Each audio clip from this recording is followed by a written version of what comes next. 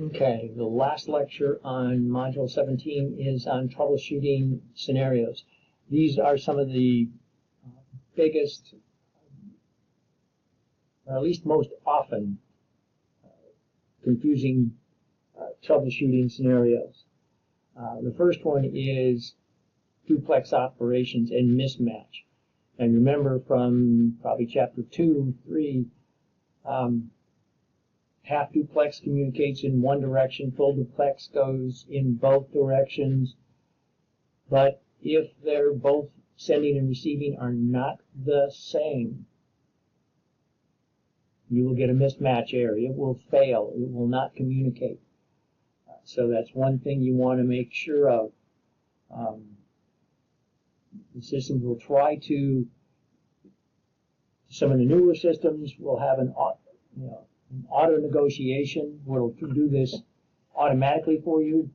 But if you got some of the older systems, some of the older operating systems, if you don't have the same duplex, communication will fail between the two devices. So just something to keep in mind. Of course, IP address. IP address issues are probably the number one thing you guys struggle with this semester. So the two commands you want to make sure you use a show IP interface or show IP interface brief.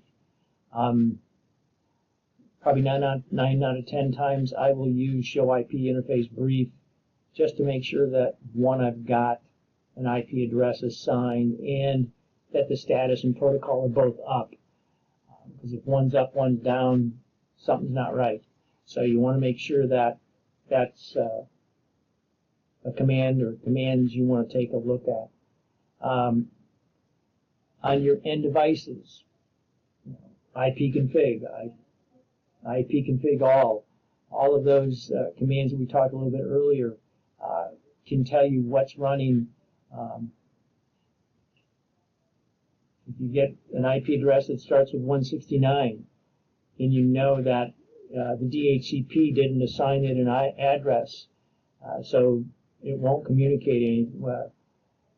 If I've got a default gateway issue, the biggest question I've got is making sure that you run the ipconfig and see what that default gateway is. On the router, do the show IP route, and of course that should be the gateway of the default gateway, the gateway of last resort, to making sure that you know which way is out of here.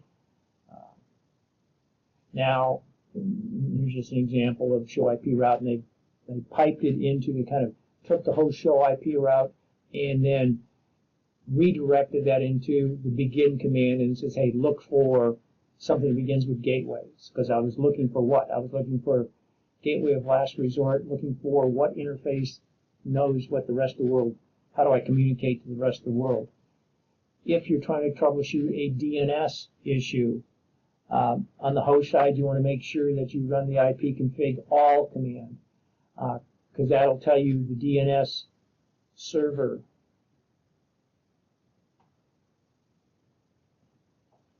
Didn't expect that.